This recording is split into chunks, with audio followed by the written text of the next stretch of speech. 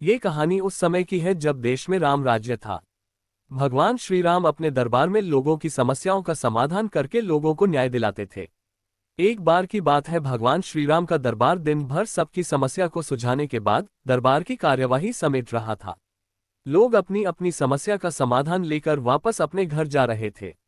तभी प्रभु श्री राम ने अपने भक्त लक्ष्मण को बाहर जाकर ये देखने को कहा कि हे लक्ष्मण, जाओ बाहर देखकर आओ कि बाहर कोई न्याय पाने के लिए बचा तो नहीं है।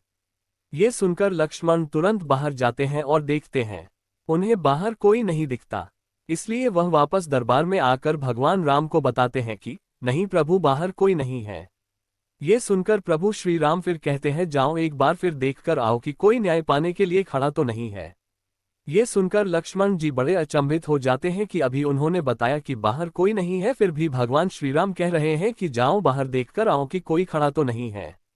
लेकिन लक्ष्मण जी फिर भी बिना देर किए फिर से भगवान श्री राम की आज्ञा मानकर बाहर देखने चले जाते हैं। वह इधर उधर देखकर वापस ही लौट रहे होते हैं कि उनकी नज़र एक कुत्ते पर पड़ती है। उस कुत्ते के सिर पर चोट लगी होती है। वह कुत्ते से उस चोट के लगने का कारण पूछते हैं। उन्होंने तत्काल सर्वथासिद को बुलवा भेजा, जो एक भिखारी था। उसे दरबार में लाया गया। राम ने पूछा, तुम्हारी कहानी क्या है? ये कुत्ता कहता है कि तुमने बिना वजह उसे मारा। सर्वथासिद बोला, हाँ, मैं इस कुत्ते का अपराधी हूँ। मैं भूख से बौखला रहा था, मैं गुस्से में था, निराश था। ये कुत्ता मेरे रास्ते में बैठा हुआ था, इसलिए मैंने बेवजह निराशा और गुस्से में इस कुत्ते के सिर पर मार दिया। आप मुझे जो भी सजा देना चाहें दे सकते हैं। भगवान श्री राम ने पूरी बात सुनी और फिर बात अपने मंत्रियों और दरबारियों के सामने रखी। भिखारी को क्या सजा दिलानी चाहिए ये पूछने लगे। इस सब ने कहा कि यह अलग मामला है। इसमें एक मनुष्य है और एक जानवर, इसलिए इस समस्या पर सामान्य कानून लागू नहीं होंगे। इसलिए राजा होने के नाते यह आपका अधिकार है कि आप फैसला सुनाएं।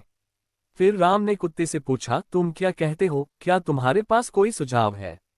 कुत्ता बोला, हाँ, मेरे पास इस व्यक्ति के लिए एक उपयुक्त सजा है। वह क्या, बताओ? तो कुत्ता बोला, इसे कालिंजर मठ का मुख्य महंत बना दीजिए। राम ने कहा, तथास्तु। और भिखारी को प्रसिद्ध कालिंजर मठ का मुख्य महंत बना दिया गया। राम ने उसे एक हाथी दिया। भिखारी इस सजा से बहुत प्रसन्न होते हुए हाथी पर चढ़कर खुशी खुशी मठ चला गया। दरबारियों ने कहा, ये कैसा फैसला है? क्या ये कोई सजा है? वह आदमी तो बहुत खुश है। फिर राम ने कुत्ते से पूछा, क्यों नहीं तुम ही इसका मतलब बताते? कुत्ते ने कहा, पूर्वजन्म में मैं कालिंजर मठ का मुख्य महंत था और मैं वहां इसलिए गया था क्योंकि मैं अपने आध्यात्मिक कल्याण और उस मठ के लिए सच्चे दिल से समर्पित था, जिसकी बहुत से दूसरे लोगों के आध्यात्मिक कल्याण में महत्वपूर्ण भूमिका थी।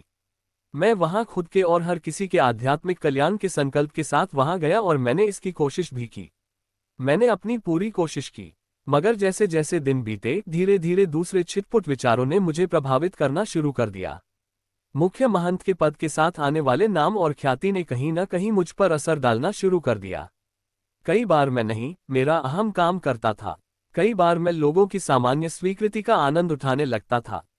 लोगों ने मुझे एक धर्मगुरु की तरह देखना शुरू कर दिया। अपने अंदर मैं जानता था कि मैं धर्मगुरु नहीं हूं, मगर मैंने किसी धर्मगुरु की तरह बर्ताव करना शुरू कर दिया और उन सुविधाओं की मांग करना शुरू कर दिया जो आमतौर किसी धर्मगुरु को मिलनी चाहिए। मैंने अपने संपूर्ण रूपांतरण की कोशिश नहीं की, मगर उसका दिखावा करना शुरू कर दिया और लोगों ने भी मेरा समर्थन किया। ऐसी चीजें होती रहीं और धीरे धीरे अपने आध्यात्मिक कल्याण के लिए मेरी प्रतिबद्धता घटने लगी और मेरे आसपास के लोग भी कम होने लगे। कई बार मैंने खुद को वापस लाने की कोशिश की, मगर अपने आसपास जबरदस्त स्वीकृति को देखते हुए मैं कहीं खुद को खो बैठा। इस भिखारी सर्वथासिद में गुस्सा है, अहम है, वह कुंठित भी है, इसलिए मैं जानता हूं कि वह भी खुद को वैसा ही दंड देगा जैसा मैंने दिया था। इसलिए यह उसके लिए सबसे अच्छी सजा है, उसे कालिंजर मठ का मुख्य महंत बनने दीजिए। प्राचीन काल में इस देश के उत्तरी भाग में एक बहुत प्रसिद्ध मठ था जिसे कालिंजर के नाम से जाना जाता था। कालिंजर मठ उस समय का एक प्रसिद्ध मठ था। ये रामायण काल से पहले की बात है। रामायण का मतलब है लगभग 5000 साल पहले। राम के आने से पहले भी कालिंजर मठ का खूब नाम था।